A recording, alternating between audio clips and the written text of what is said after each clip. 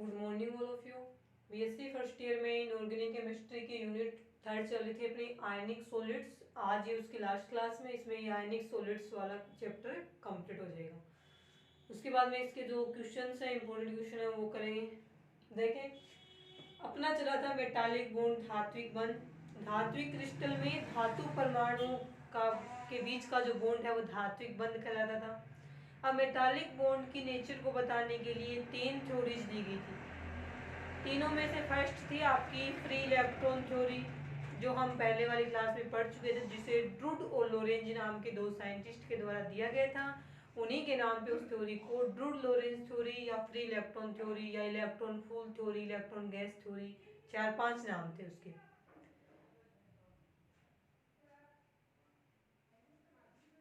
उसके बाद में उसमें क्या आएगा, सेकेंड थ्योरी हम पढ़ेंगे वैलेंस बॉन्ड थ्योरी या संयोजकता बंध सिद्धांत।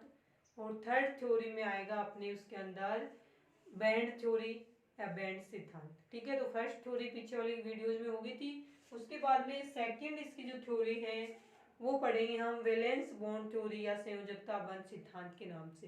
तो संयोजकता बंध सिद्धांत या वैलेंस बॉन्ड थ्योरी जहां भी आए सभी जगह, चाहे वो किसी के लिए भी दी गई हो, सभी जगह पोलिंग ने ही दिया था उसको।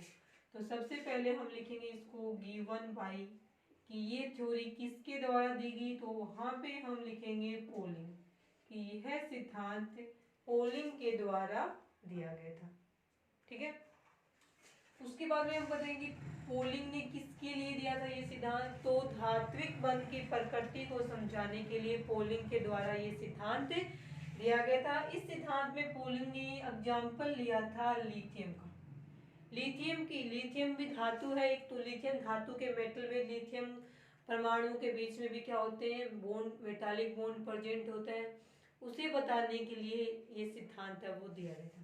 तो लिथियम का इलेक्ट्रॉनिक विन्यास देखें तो ये था 1s2 2s1, 3 नंबर पे आता है, ये होता है 1s2 2s1। उसके बाद में हालांकि 2s आ गया तो 2 पे भी प्रेजेंट है, लेकिन ये वेकेंट है, इसमें इलेक्ट्रॉन्स प्रेजेंट नहीं होते। तो पोलिंग ने अपने संयोजकता बंध सिद्धांत में ये बताया कि लिथियम जो धातु होती है उसमें 2 प्रकार का रिजोनेंस है वो पाए जाते हैं। 2 टाइप का रिजोनेंस है वो पाया जाता है। उसमें से फर्स्ट एक पहला तो था उसमें सिंक्रोनाइज्ड रिजोनेंस या तुल्यकालिक अनुनाद, सिंक्रोनाइज्ड रिजोनेंस, जिसे हिंदी में कहा जाएगा तुल्यकालिक अनुनाद। ठीक है, और दूसरा इसने बताया था कि अनसिंक्रोनाइज्ड रिजोनेंस, यानी दूसरा जो रिजोनेंस था वो था अनसिंक्रोनाइज्ड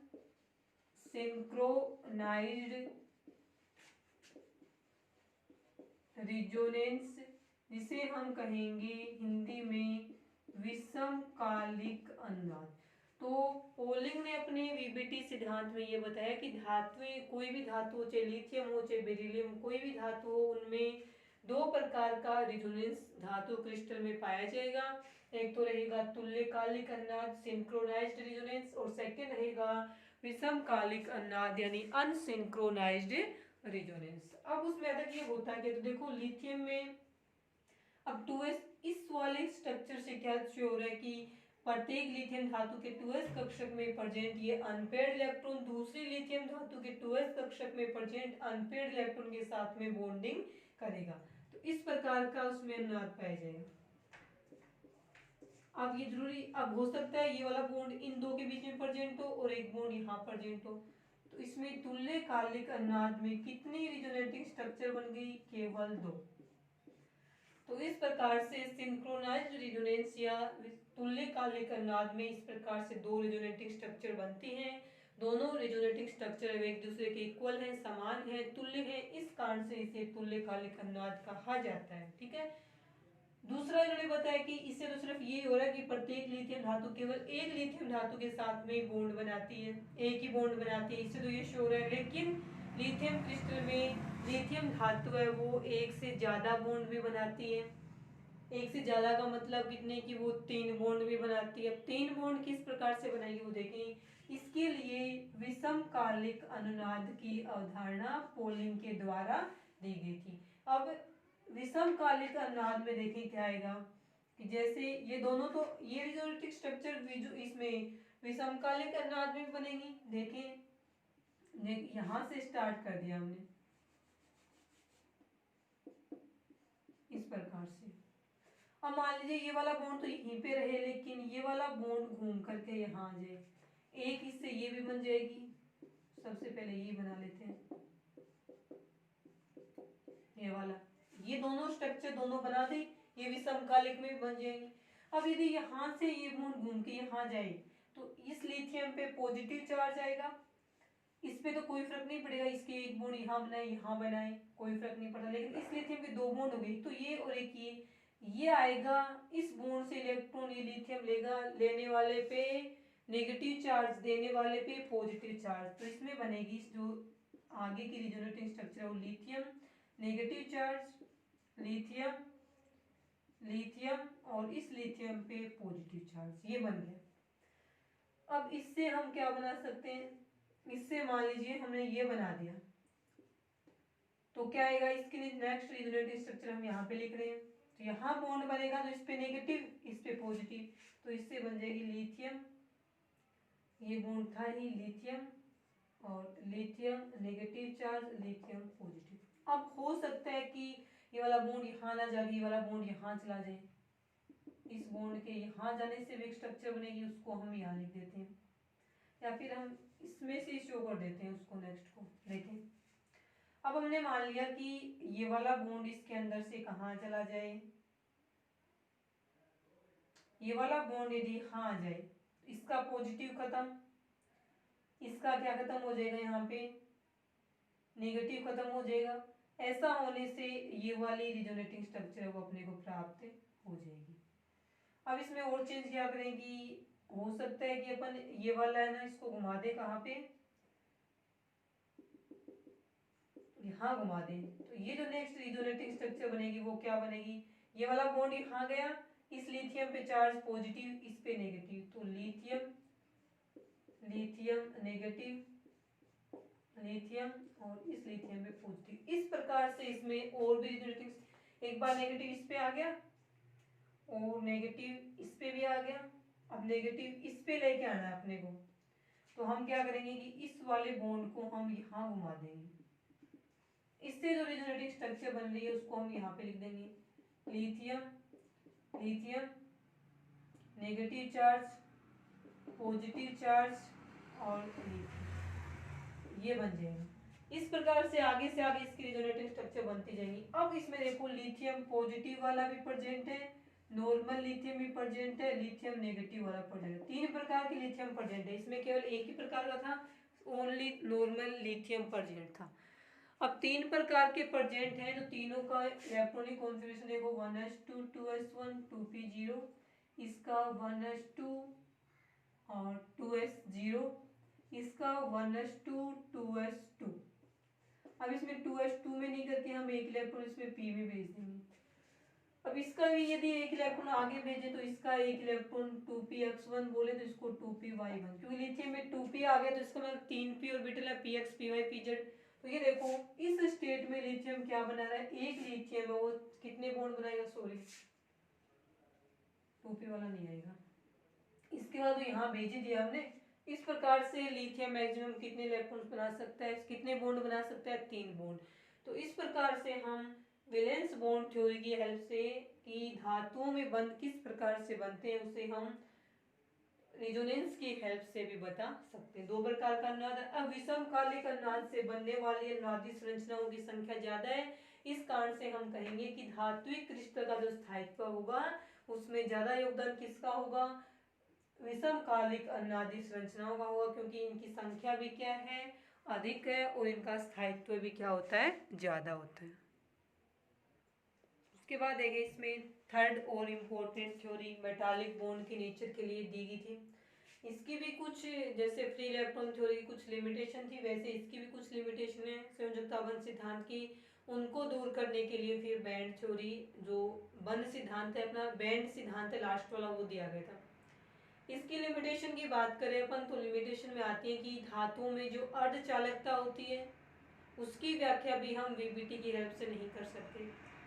चालकता पर, धातुओं की चालकता पर टेम्परेचर का इफेक्ट क्या पड़ेगा, इसकी व्याख्या भी हम वीबीटी की हेल्प से नहीं कर सकते। ठीक है, तो इस प्रकार से जैसे फ्री इलेक्ट्रॉन थ्योरी की लिमिटेशन थी वैसे इसकी लिमिटेशन हो जाएगी कि इसकी सहायता से हम अर्धचालकता को नहीं समझा सकते जो धातुओं में होती है, और इसकी सहायता से हम चालकता और अर्धचालकता पर ताप का क्या प्रभाव पड़ता है उसे भी नहीं समझा सकते हैं। अब इन कमियों को दूर करने के लिए तीसरा सिद्धांत दिया गया था बैंड सिद्धांत, और बैंड सिद्धांत है वो क्वांटम यांत्रिकी पे बेस्ड है। क्वांटम यांत्रिकी से वो सिद्धांत आपका दिया हुआ है। तो थर्ड थ्योरी इसमें लिखेंगे हम बैंड थ्योरी, इंपॉर्टेंट है बैंड थ्योरी। ठीक है, बंद सिद्धांत बोलेंगे, बैंड सिद्धांत बोलेंगे इसको हम, हिंदी में भी नाम है इसका बैंड सिद्धांत। किस पे बेस्ड है, क्वांटम यांत्रिक पे बेस्ड है। इसमें क्या बताया गया वो देखें आप बैंड थ्योरी के अंदर। बैंड थ्योरी में ये बताया गया कि जिस प्रकार से अणुकक्षक सिद्धांत और जो LCAO मेथड था, linear combination of atomic orbitals, आपके भी आया वो पहले वाले यूनिट्स में, उसके अकॉर्डिंग जितने परमाणु कक्षक भाग लेते हैं उतने ही नए क्या बनते हैं, अणुकक्षक बनते हैं। इसी के अनुसार मान लीजिए धातु के n परमाणु हैं वो मिल रहे हैं, तो n परमाणु मिलेंगे तो जो यहाँ पे कक्षक बनेंगे वो कक्षक हैं, उनकी संख्या भी कितनी होगी, m ही होगी, n संख्या में बनेंगे ये। तो इस थ्योरी के अकॉर्डिंग भी वही होगा कि परमाणु कक्षक, ये जो अणुकक्षक बनते हैं या फिर जो यहाँ पे जो बनेंगे कक्षक, वो जितने परमाणु कक्षक भाग लेते हैं, जितने आपस में जुड़ते हैं उतने यहाँ पे बनेंगे। एक है तो यहाँ एक बनेगा, एक तो होता ही नहीं है, कम से कम दो आपस में ओवरलैपिंग करेंगे, दो करेंगे तो दो बनेंगे, एक बॉन्डिंग एक एंटी बॉन्डिंग। तीन है तो तीन बनेंगे, एक बॉन्डिंग एक नॉन बॉन्डिंग एक एंटी बॉन्डिंग। उसी प्रकार से हम बोलेंगे धातु के n परमाणु आपस में जुड़ करके जो क्रिस्टल बनाते हैं, तो उस क्रिस्टल में बनने वाले कक्षकों की संख्या भी कितनी होगी, n के इक्वली रहेगी। अब इसमें भी हम एग्जाम्पल किसका लेके समझेंगे, यहाँ पे लिथियम धातु का एग्जाम्पल लेकर के हम इसे समझेंगे। देखें यहाँ पे क्या रहेगा, बैंड थ्योरी के अनुसार होगा कि जो कक्षक हम आपस में मिलकर बैंड का फॉर्मेशन करते हैं, विभिन्न प्रकार के बैंड बनाएंगे, उन बैंड का नाम अलग अलग रहेगा। इसी कारण से इस सिद्धांत को भी बैंड थ्योरी के नाम से जाना जाता है। यानी कि विभिन्न धातुएं होती हैं, डिफरेंट मेटल्स में जो ऑर्बिटल्स प्रेजेंट हैं वो ऑर्बिटल से आपस में मिलकर के बैंड का फॉर्मेशन करते हैं, डिफरेंट टाइप के बैंड्स बनाएंगे। इस कारण से इस थ्योरी को बैंड थ्योरी के नाम से जाना जाता है। अब किस प्रकार से लिथियम का एग्जाम्पल लेते हैं, तो लिथियम में क्या होता है 1s2 2s1 और 2p वाला खाली होता है।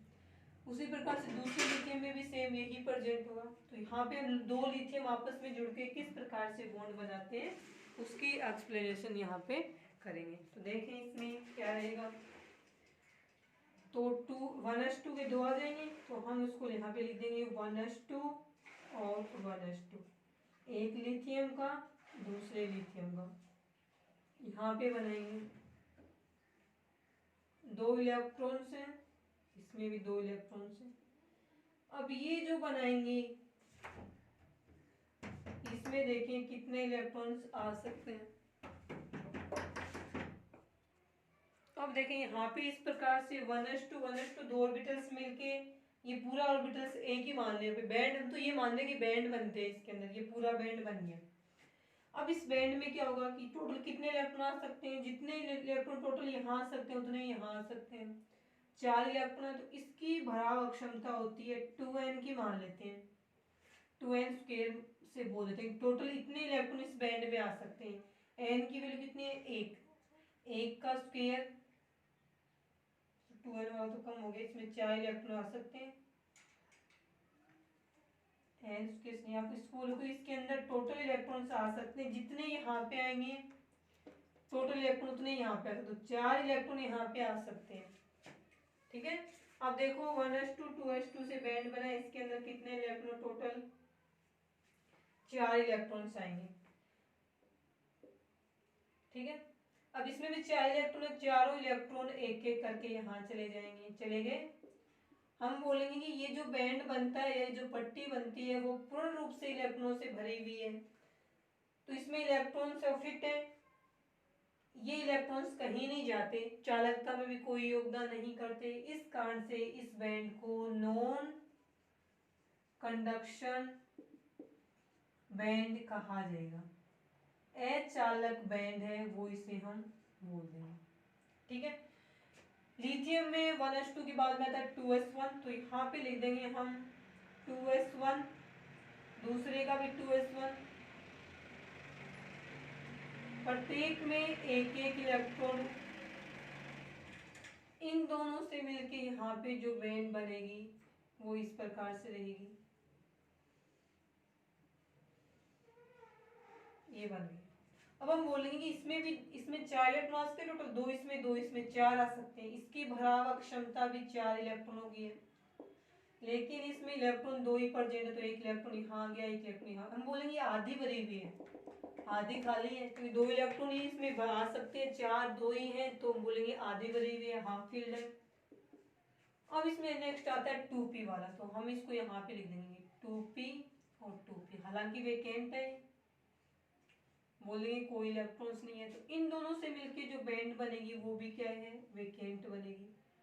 तो हम बोलेंगे इसमें कि वो जो बैंड होती है वो आधी इसमें मिली हुई होती है, आपस में ये दोनों एक दूसरे को क्या कर रखी होती है, ओवरलैपिंग में होती है, अति व्यापित होती है दोनों बैंड आपस में एक साथ में, इस प्रकार से इसे हम शो करेंगे,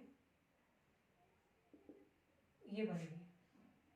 यानी दोनों का भाग जो कॉमन है उसको हम यहाँ लिख देंगे कि दोनों आपस में ओवरलैपिंग करती, ओवरलैप होती है, तो इसको हम कर लेंगे ओवरलैप्ड। क्यों होती है, क्योंकि ये भी 2s है, ये 2p, दोनों का प्रिंसिपल क्वांटम नंबर सेम है, इस कारण से 2s और 2p कक्षक में एनर्जी डिफरेंस कम होता है, एनर्जी डिफरेंस कम होने के कारण से इन पट्टियों के द्वारा जो बैंड बनाए जाते हैं वो इस प्रकार से क्या रहेंगे, ओवरलैप रहेंगे। इसको हम थोड़ा सा यहाँ पे कर देते हैं, इस प्रकार से बनेगी। ठीक है। अब हम कहेंगे कि इस पट्टी के या इस बैंड के इलेक्ट्रॉन यहाँ भी जा सकते हैं, इस कारण से इस बैंड का नाम रहेगा valence bond, sorry valence band बोल देंगे इसको, संयोजकता बैंड है वो इसका नाम हो जाएगा। उसके बाद में देखिए नेक्स्ट में हम क्या बोलेंगे,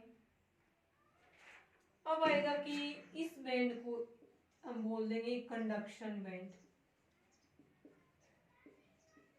क्यों बोले कंडक्शन बैंड, क्योंकि इस बैंड में इलेक्ट्रॉन आएंगे तभी इस लिथियम धातु में चालकता उत्पन्न होगी, इस बैंड में इलेक्ट्रॉनों के आने से चालकता उत्पन्न होती है, इस कारण से इस बैंड को हम कंडक्शन बैंड या चालक बैंड के नाम से जानते हैं।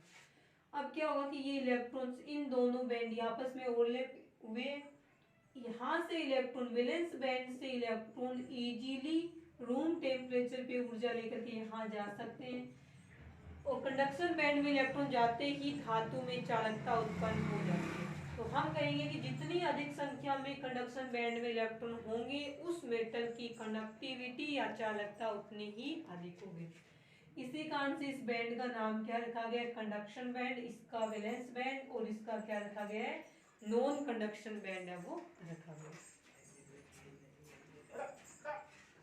अब इसमें क्या बनती है, क्वासी कंटिन्यूअस बैंड बनती है, इस पूरी बैंड को हम एक साथ में क्या बोलेंगे, क्वासी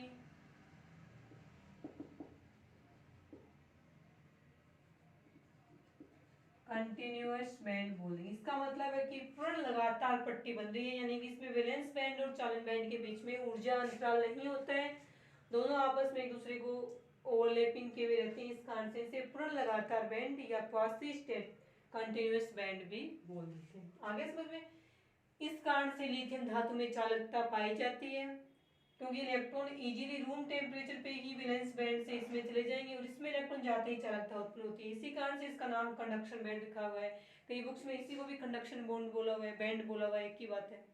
ठीक है, ये रहेगी लिथियम धातु में चालकता और बैंड थ्योरी के बेस पे। अब बैंड थ्योरी के बेस पे हमें चालक, अर्धचालक और अचालक इन तीनों की डेफिनेशन लिखनी है, इन तीनों में क्या क्या डिफरेंस होते हैं वो लिखने। आपके सिलेबस में सिर्फ सेमीकंडक्टर या अर्धचालक है, अपन तीनों पढ़ेंगे। कंडक्टर भी पढ़ेंगे बैंड थ्योरी के बेस पे, सेमीकंडक्टर भी पढ़ेंगे और नॉन कंडक्टर भी पढ़ेंगे। देखिए इसमें बैंड थ्योरी के बेस पे कंडक्टर, सेमीकंडक्टर और non conductor.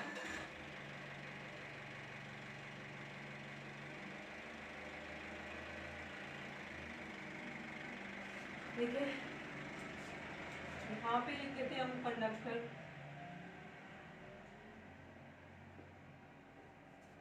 Semi conductor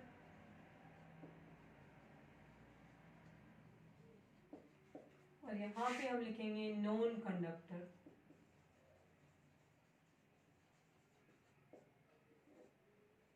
Hindi में नाम देख लें साथ में, अचालक,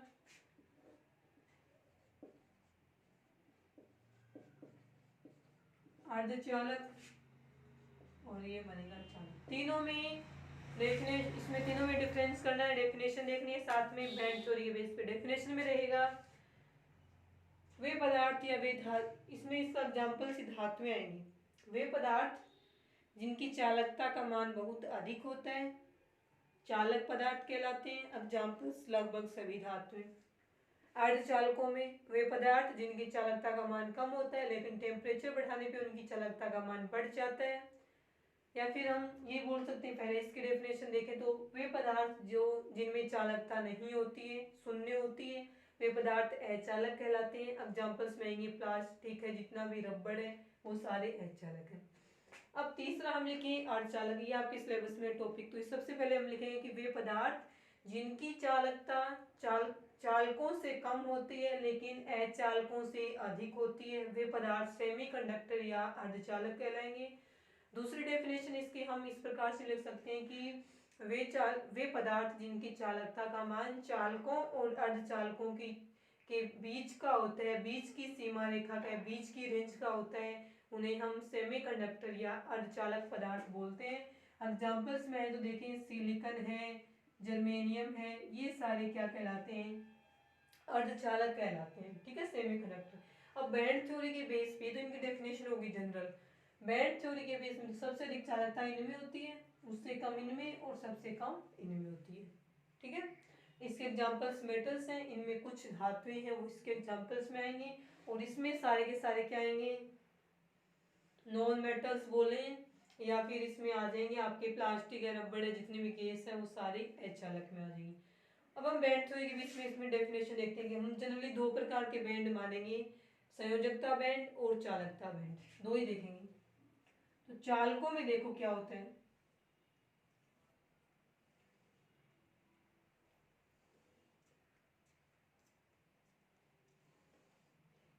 चालकों की बात हो रही है।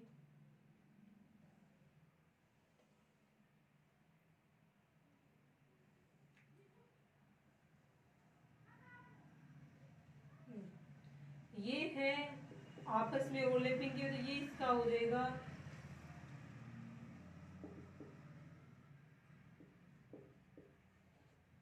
कंडक्शन बैंड, ये हो जाएगा इसका वैलेंस बैंड। अब देखिए, अब अर्धचालकों की बात आती है, तो अर्धचालकों में भी सेम हम इसी प्रकार से बनाएंगे।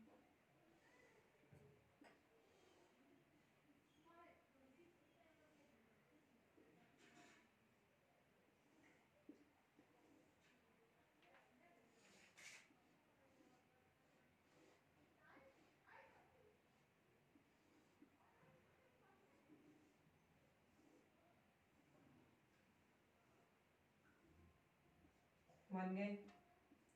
ठीक है, ये भी क्या है, कंडक्शन बैंड है, या फिर इन दोनों का कंडक्शन बैंड,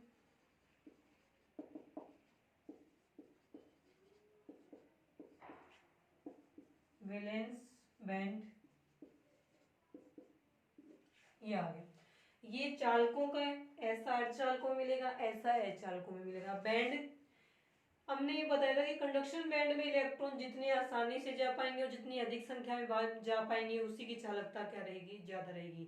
चालकता समानुपाती कंडक्शन बैंड में इलेक्ट्रॉनों की संख्या। अब इसमें देखें चालकों में, इस डायग्राम से शो हो रहा है कि वैलेंस बैंड और चालक बैंड एक दूसरे को अतिव्यापित या ओवरलैपिंग कंडीशन में होते हैं।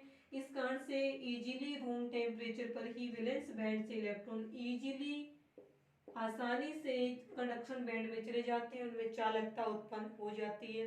तो इनकी चालकता आसानी से उत्पन्न हुई, अधिक से अधिक संख्या में इलेक्ट्रॉन है वैलेंस बैंड से कंडक्शन बैंड में जाएंगे। इसका मतलब संयोजकता बैंड है, चालक बैंड है या चालकता बैंड है। तो इलेक्ट्रॉन अधिक संख्या में जाएंगे यहाँ पे, तो इसकी चालकता का मान क्या हो गया, ज्यादा हो गया। अब इसमें है इन दोनों के बीच में, कंडक्शन बैंड और वैलेंस बैंड के बीच में ये जो होता है उसको हम बोलते हैं ऊर्जा अंतराल, एनर्जी गैप। अब एनर्जी गैप का मान इतना है इन दोनों बैंड की, यानी यहाँ से जो इलेक्ट्रॉन्स यहाँ जाएंगे वो इस एनर्जी गैप को पार करके ही जाएंगे। यदि वो इलेक्ट्रॉन यहाँ से इस एनर्जी गैप को पार नहीं कर पाते तो यहाँ नहीं जा पाएंगे, वो यहीं रहेंगे, तो चालकता उत्पन्न नहीं करेंगे। इसलिए इसमें आता है कि अर्धचालकों में वैलेंस बैंड और कंडक्शन बैंड के बीच एनर्जी गैप होता है। रूम टेम्परेचर पे तो इलेक्ट्रॉन यहाँ से यहाँ नहीं जा पाते, लेकिन यदि हम यहाँ पे इनका टेम्परेचर बढ़ाते हैं, इंक्रीज करते हैं, तो वैलेंस बैंड में प्रेजेंट इलेक्ट्रॉनों की काइनेटिक एनर्जी या गतिज ऊर्जा बढ़ जाती है, जिससे वे इलेक्ट्रॉन एक्साइटेड होकर के इस एनर्जी गैप को पार करके कंडक्शन बैंड में चले जाते हैं, यानी हाई टेम्परेचर पे कंडक्शन बैंड में चले जाएंगे तो वे चालकता उत्पन्न करेंगे। तो इनमें चालकता पाई जाती है लेकिन इनकी कंपेरिजन में कम, क्योंकि इसमें तो रूम टेम्परेचर पे भी होती है कंडक्टिविटी चालकता, जबकि इसमें रूम टेम्परेचर पे नहीं होकर के हाई टेम्परेचर पे होगी। अब थर्ड बात आती है इसमें नॉन कंडक्टर्स की, इसमें भी ये क्या है, एनर्जी गैप है। लेकिन यहाँ पे अचालकों में जो एनर्जी गैप होता है कंडक्शन बैंड और वैलेंस बैंड के बीच का, वो देखो यहाँ पे तो इतना ही है और यहाँ पे इतना है, एनर्जी गैप ज्यादा है। तो यहाँ पे जो वैलेंस बैंड में इलेक्ट्रॉन्स प्रेजेंट होते हैं उनको इतनी ऊर्जा चाहे हम रूम टेम्परेचर पे तो मिलती नहीं है, हाई टेम्परेचर इतना बहुत ज़्यादा हाई टेम्परेचर चाहिए जो कि रूम टेम्परेचर पे पॉसिबल नहीं हो पाता है। इस कारण से अचालकों में वैलेंस बैंड में प्रेजेंट इलेक्ट्रॉनों को जो सफिशिएंट एनर्जी या टेम्परेचर नहीं मिलने से वो इस एनर्जी गैप को पार नहीं कर पाते हैं, और जब वो एनर्जी गैप को पार नहीं कर पाते हैं तो वो कंडक्शन बैंड में नहीं जा पाएंगे, और इस बैंड में नहीं जा पाएंगे तो उसमें चालकता उत्पन्न नहीं होती है। तो इस प्रकार से हम बैंड थ्योरी के बेस पे चालक, अर्धचालक और अचालकों में डिफरेंस है वो लिख सकते हैं। ये रहेगा इसमें डिफरेंस, ठीक है।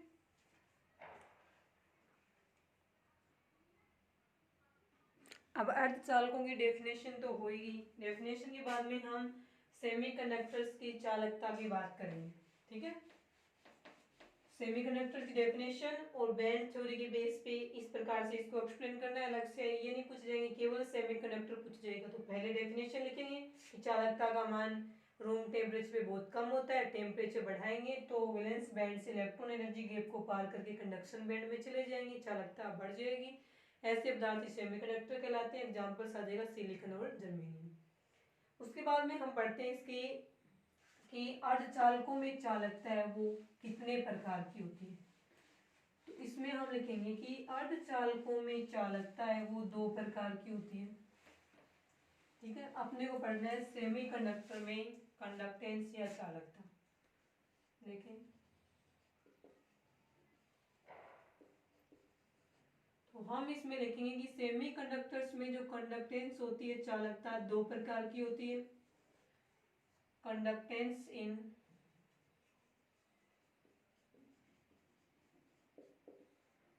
सेमीकंडक्टर, उसको हम इंट्रिंसिक और एक्सट्रिंसिक भी बोल सकते हैं, और इजी बोले तो उसको हम इंटरनल कंडक्टेंस और एक्सटर्नल कंडक्टेंस, यानी आंतरिक चालकता और बाह्य चालकता भी हम उन्हें कह सकते हैं। पहले हम पढ़ेंगे इंटरनल कंडक्टेंस, उसके बाद में पढ़ेंगे हम एक्सटर्नल कंडक्टेंस। देखिए अर्धचालकों में चालकता दो प्रकार से हो सकती है, आंतरिक चालकता और बाह्य चालकता। फर्स्ट हम पढ़ेंगे इंटरनल कंडक्टेंस, अभी पढ़ी भी थी ये, एक बार फिर से देखें। आंतरिक चालकता हिंदी में बोल देंगे इसको हम, इंटरनल का आंतरिक बन जाएगा और कंडक्टेंस का बन जाएगा चालकता, आंतरिक चालकता। इसमें देखो क्या होगा कि जब हम टेम्परेचर इंक्रीज करते हैं तो क्या होगा कि कंडक्शन बैंड से इलेक्ट्रॉन, सॉरी वैलेंस बैंड से इलेक्ट्रॉन, ये वैलेंस बॉन्ड बैंड मान रहे हैं इसमें, इस प्रकार से शो कर देंगे। यहाँ पे ये इलेक्ट्रॉन्स प्रेजेंट है, ये इलेक्ट्रॉन्स है, ठीक है। और यहाँ पे है इसमें कंडक्शन बैंड है, चालक बैंड, और ये हो जाएगा वैलेंस बैंड। तो जब वैलेंस बैंड से इलेक्ट्रॉन कंडक्शन बैंड में चले जाते हैं एनर्जी लेकर के, ये हो जाएगा इसके बीच का एनर्जी गैप। यहाँ से इलेक्ट्रॉन यहाँ जाएंगे, मान लीजिए वाला इलेक्ट्रॉन चला गया, यहाँ पे इलेक्ट्रॉन की जगह होल बन गया, यहाँ से इलेक्ट्रॉन यहाँ चला गया, होल बन गया। अब अर्धचालकों में चालकता तो उत्पन्न होगी, लेकिन ये अर्धचालकों के आंतरिक अंदर ही उत्पन्न हुई है, इसके अंदर ही अर्धचालक के खुद के अंदर ही वैलेंस बैंड है, खुद के अंदर ही कंडक्शन बैंड है। यहाँ से इलेक्ट्रॉन यहाँ चलेगी, यहाँ पे वैलेंस बैंड में उसकी जगह होल बन गई। अब इस होल और इन इलेक्ट्रॉनों के कारण से इस सेमीकंडक्टर या अर्धचालक में चालकता उत्पन्न होगी। इसके खुद के अंदर से ही रिएक्शन होकर के चालकता उत्पन्न हो रही है, इस कारण से इस चालकता को आंतरिक चालकता कहेंगे। यानी हमने बाहर से कुछ नहीं मिला है इसमें अर्धचालक में, इसके खुद के अंदर से ही वैलेंस सेल से इलेक्ट्रॉन ऊर्जा लेकर के कंडक्शन बैंड में चले गए, तो हम कहेंगे कि वैलेंस बैंड में बनने वाले होल और कंडक्शन बैंड में गए हुए इलेक्ट्रॉन्स, इन दोनों के कारण अर्धचालकों में जो चालकता उत्पन्न होती है उसे आंतरिक चालकता या इंटरनल कंडक्टेंस या इंट्रिंसिक कंडक्टेंस के नाम से जाना जाता है। अब दूसरा यह आता है कि अर्धचालकों में चालकता है वो बाहर से किसी पदार्थ के या बाहर से किसी अशुद्धि के मिलाने से भी उत्पन्न हो सकती है, उसे हम एक्सटर्नल कंडक्टेंस या बाह्य चालकता के नाम से जानेंगे। अब सेकंड देखेंगे हम एक्सटर्नल कंडक्टेंस। ये तो हो गई इंटरनल कंडक्टेंस, और सेकंड में पढ़ेंगे हम एक्सटर्नल कंडक्टेंस, वो भी दो प्रकार की रहेगी। एक्सटर्नल कंडक्टेंस है वो खुद कितने प्रकार की होती है, टू टाइप की। एक तो रहेगा इसमें एन टाइप के सेमीकंडक्टर बनेंगे और एक में बनेंगे पी टाइप के सेमीकंडक्टर।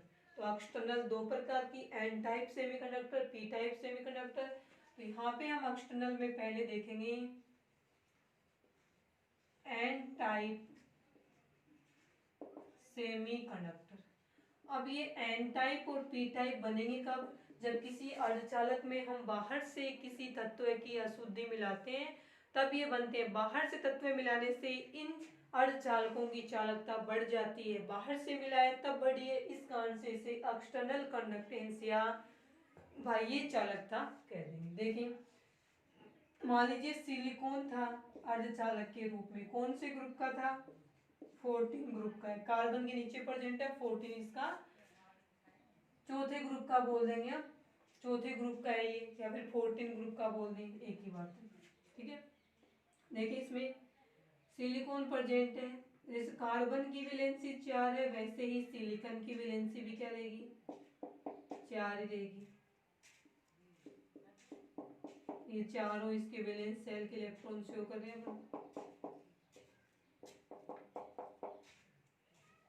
इसी प्रकार से एक यहाँ शो कर देंगे।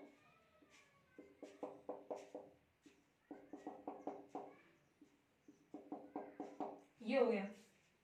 अब प्रत्येक देखो आगे इस आगे और सिलिकॉन के एटम जुड़े हुए रहेंगे, इस प्रकार से ये सिलिकॉन के अर्धचालक का एक क्रिस्टल है। प्रत्येक सिलिकॉन का क्रिस्टल है वो क्या बनाता है, 4 बॉन्ड बनाएगा, क्योंकि वैलेंस सेल में 4 इलेक्ट्रॉन प्रेजेंट है। जैसे कार्बन वाला सिस्टम होता है सेम सिस्टम यहाँ पे रहेगा। ये बन गया, आगे सिलिकॉन का क्रिस्टल बन गया, थोड़ा टेढ़ा मेढ़ा बन गया, सीधा हो गया भी, ठीक है। अब मान लीजिए सिलिकॉन के क्रिस्टल में हम बाहर से अशुद्धि मिला देते हैं, कौन से ग्रुप की, तो हम कहेंगे कि यहाँ पे हम अशुद्धि मिला देते हैं आर्सेनिक वाले ग्रुप की।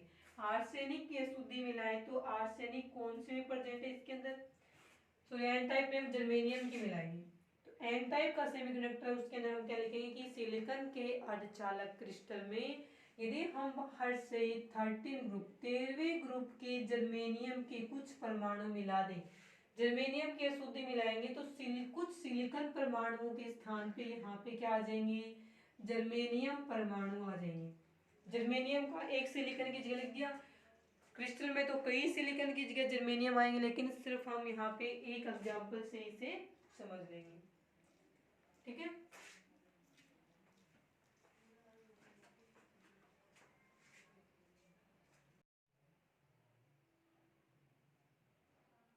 देखें इसमें हम यहाँ पे अशुद्धि किसकी मिलाएंगे, इस वाले में 15 ग्रुप की अशुद्धि मिलाते हैं। 15वें ग्रुप का तत्व हमने ले लिया आर्सेनिक। आर्सेनिक की जब हम इसमें इम्प्यूरिटीज मिलाएंगे तो कुछ सिलिकॉन के स्थान पे क्या आ जाएगा, आर्सेनिक। अब आर्सेनिक के वैलेंस सेल में होते हैं 5 इलेक्ट्रॉन, 1 2 3 4 5 वाले इलेक्ट्रॉन यहाँ पे, तो वो अपने 4 इलेक्ट्रॉनों से तो 4 सिलिकॉन के परमाणु से जुड़ जाएगा, लेकिन 5वां इलेक्ट्रॉन इसका क्या रहेगा, फ्री रहेगा। अब ये फ्री इलेक्ट्रॉन पूरे क्रिस्टल में घूमता रहेगा और ये फ्री इलेक्ट्रॉन एनर्जी लेने पे इजीली फ्री है, तो इजीली ये कंडक्शन बैंड से वैलेंस बैंड से कंडक्शन बैंड में चला जाएगा, तो इसकी चालकता बढ़ गई। तो अर्धचालकों में बाहर से अशुद्धि मिलाई है, चालकता बढ़ गई, इस कारण से इसको एक्सटर्नल कंडक्टेंस बोलेंगे, बाह्य चालकता बोलेंगे। अब चालकता इस इलेक्ट्रॉन के कारण से बढ़ी है, इलेक्ट्रॉन पे चार्ज क्या है, नेगेटिव। नेगेटिव का एन, नेगेटिव को लिखते कैसे हैं, नेगेटिव को इससे लिखते हैं, नेगेटिव का एन लेकर के इसे बोला हमने एन टाइप के सेमीकंडक्टर। आगे समझ में कि एन टाइप और पी टाइप क्या नाम क्यों रखे गए, तो एन टाइप वाला तो आ गया होगा, इस प्रकार से हमने इसका नाम रखा है एन टाइप सेमीकंडक्टर, क्योंकि इलेक्ट्रॉन्स फ्री होते हैं और इस क्रिस्टल की ये जो आर्सेनिक की अशुद्धि मिलाने से इस क्रिस्टल की जो कंडक्टेंस बढ़ी है वो इस इलेक्ट्रॉनों के कारण से बढ़ी है, इलेक्ट्रॉन पे चार्ज नेगेटिव, इस कारण से इसे एन टाइप का सेमीकंडक्टर कहेंगे। दूसरा इसमें आता है P type semiconductor. P type semiconductor ये भी किसकी है, बाह्य चालकता। ये इसमें भी क्या मिलानी है अपने को, इम्प्यूरिटीज मिलानी है, लेकिन वो इम्प्यूरिटीज एन टाइप वाले से क्या रहेगी, अलग रहेगी। इम्प्यूरिटीज कैसी रहेगी वो देखें। इम्प्यूरिटीज में इसी प्रकार से सिलिकॉन का एक क्रिस्टल बनाएंगे,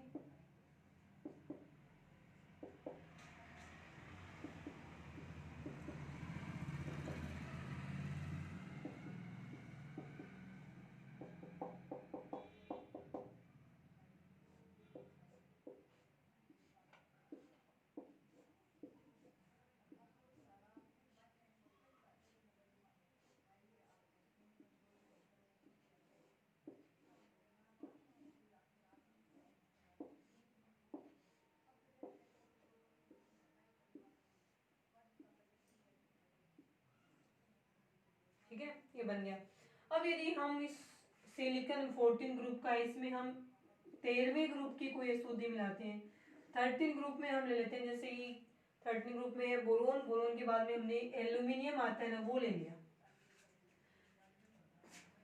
या फिर गैलियम बोल देंगे, हमने गैलियम ले लिया। गैलियम के वैलेंस सेल में 3 इलेक्ट्रॉन है, आर्सेनिक वाले 5 थे, तो गैलियम की अशुद्धि मिलाएंगे सिलिकॉन अर्धचालक के क्रिस्टल में, तो सिलिकॉन के कुछ परमाणु के स्थान पे गैलियम आएगा, इसके वैलेंस सेल में 3 इलेक्ट्रॉन है, चौथे की जगह तो इसमें क्या है, होल है, तो 3 सिलिकॉन के साथ में तो ये 3 बॉन्ड बना लेगा 3 इलेक्ट्रॉनों की हेल्प से, लेकिन चौथा इलेक्ट्रॉन है उसकी जगह इसमें होल होता है, जगह बची हुई होती है। अब ये जगह बची हुई इस इलेक्ट्रॉन से तो बॉन्ड बनाएगी नहीं, अब यहाँ से ये इलेक्ट्रॉन इसमें आ जाएगा, यहाँ से आगे तो यहाँ होल बन जाएगा, इस होल में इलेक्ट्रॉन आगे से यहाँ से आ जाएगा तो यहाँ होल बन जाएगा। इस प्रकार से पूरे क्रिस्टल में जो होल है, इस होल पे जो पॉजिटिव चार्ज है, होल पे क्या होता है, पॉजिटिव चार्ज होता है, पॉजिटिव चार्ज है या होल है उस पूरे क्रिस्टल में घूम रहा है, इस कारण से इस क्रिस्टल में या अर्धचालक में चालकता बढ़ जाती है। उत्पन्न तो पहले से ही होती है, इसके अंदर चालकता केवल बढ़ जाती है, होल के कारण से बढ़ी है, होल में पॉजिटिव चार्ज है, पॉजिटिव का पी लेकर के हम इसे पी टाइप का सेमीकंडक्टर भी कहते थे। तो इस प्रकार से एन टाइप और पी टाइप के सेमीकंडक्टर होते हैं, वो सेमीकंडक्टर में बाह्य 13 ग्रुप और 15 ग्रुप के अशुद्धियां मिलाने से बनते हैं, इस कारण से इन्हें हम एक्सटर्नल कंडक्टेंस के नाम से जानते हैं। ये रहेगी इसमें सेमीकंडक्टर में चालकता इंटरनल और एक्सटर्नल। उसके बाद में एक क्वेश्चन है, इंपॉर्टेंट है, लास्ट टॉपिक है, छोटा सा 2 मिनट का, वो देखें। टॉपिक में आपका क्वेश्चन है, क्वेश्चन कई बार पूछा हुआ भी है, देखें। क्वेश्चन ये है आपका लास्ट में कि चालकता पर ताप का प्रभाव, effect of temperature on conductance. तो क्वेश्चन लिखे, चालकता पर ताप के प्रभाव को समझाइए। तो चालकता चालकों में होती है, अर्धचालकों में होती है, कंडक्टर और सेमीकंडक्टर में। Effect of temperature on conductance, opposite effect पड़ता है इसमें। तो 2 प्रकार के होते हैं अपने पास में, एक तो होता है, फर्स्ट तो होता है कंडक्टर, और सेकंड होता है आपके पास में सेमीकंडक्टर। इन दोनों में देखें डिफरेंस क्या रहेगा टेम्परेचर के बेस पे। तो जो कंडक्टर या चालक होते हैं और दूसरे सेमीकंडक्टर या अर्धचालक होते हैं, इनकी चालकता पे ताप का क्या प्रभाव पड़ेगा वो देखिए। तो इसमें आता है कि जो चालक होते हैं उनमें जब टेम्परेचर इंक्रीज करते हैं तो इनके जो मॉलिक्यूल्स होते हैं चालकों के, उनमें वाइब्रेशन हो जाता है, वाइब्रेशन होने लगता है, कंपन बढ़ेगा, कंपन हो जाएगा। तो कंपन होने से इसमें प्रतिरोध उत्पन्न हो जाएगा। प्रतिरोध उत्पन्न होते ही, और प्रतिरोध और चालकता एक दूसरे के क्या है, व्युत्क्रमानुपाती है। प्रतिरोध चालकता का क्या होता है, व्युत्क्रमानुपाती होता है। तो हम कहेंगे कि चालकों का ताप बढ़ाने पर उसके अणुओं में कंपन होने लगता है, कंपन होने से उसमें प्रतिरोध बढ़ेगा, एक दूसरे से टकराने लगेंगे, वो कंपन होगा तो उनकी काइनेटिक एनर्जी बढ़ जाएगी, पहले से भी बढ़ी हुई होती है, टेम्परेचर इंक्रीज करने पे और बढ़ेगी, वाइब्रेशन बढ़ेगा, वाइब्रेशन बढ़ेगा, प्रतिरोध बढ़ेगा, प्रतिरोध बढ़ेगा, प्रतिरोध चालकता के व्युत्क्रमानुपाती है। तो प्रतिरोध बढ़ते ही चालकता क्या हो जाती है, कम हो जाती है। तो हम कहेंगे कि इनकी कंडक्टेंस या चालकता होती है वो डिक्रीज हो जाती है। तो चालकों की चालकता ताप बढ़ाने पे कम हो जाती है, क्यों, उसका आंसर तो ये लिखना है। और उसी क्वेश्चन में साथ में यह आता है कि जबकि अर्धचालकों की चालकता ताप बढ़ाने पर बढ़ जाती है, क्यों। तो इसमें आता है कि ये इसमें होता है वैलेंस बैंड, अर्धचालकों की बात हो रही है, और ये होता है इनके अंदर कंडक्शन बैंड, कंडक्शन बैंड चालन बैंड हो गया, और ये हो जाएगा इसके अंदर वैलेंस बैंड। अब आता है कि इन दोनों के बीच में ये जो एनर्जी गैप होता है अर्धचालकों में, कंडक्शन बैंड और चालन बैंड के बीच का, वो क्या होता है, कम होता है। तो जैसे ही अर्धचालकों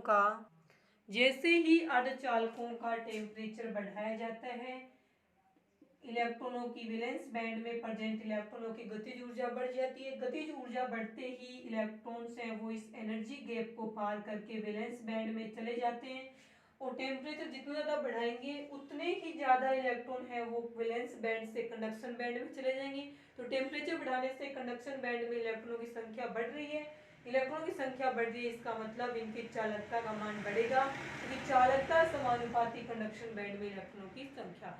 इस कारण से क्वेश्चन इस प्रकार से आता है इसमें कि चालकों की चालकता ताप बढ़ाने पे कम हो जाती है, जबकि अर्धचालकों की चालकता ताप बढ़ाने पे बढ़ जाती है, क्यों। उसके आंसर है ये वाला। तो यही इसमें लिखा जाएगा effect of temperature on conductance. तो चालकों की चालकता कम होगी, अर्धचालकों की चालकता बढ़ेगी, टेम्परेचर का दोनों पे क्या हो रहा है, अपोजिट इफेक्ट हो रहा है। ये था आपका आयनिक सॉलिड वाला चैप्टर। इस यूनिट का जो पार्ट्स है आगे बचे हुआ एक पार्ट्स और वीक इंटरेक्शन का, उसमें हाइड्रोजन बॉन्ड और वान डेर वाल्स बॉन्ड पढ़ने, वो हम करेंगे नेक्स्ट क्लास में। आज के लिए इतना ही।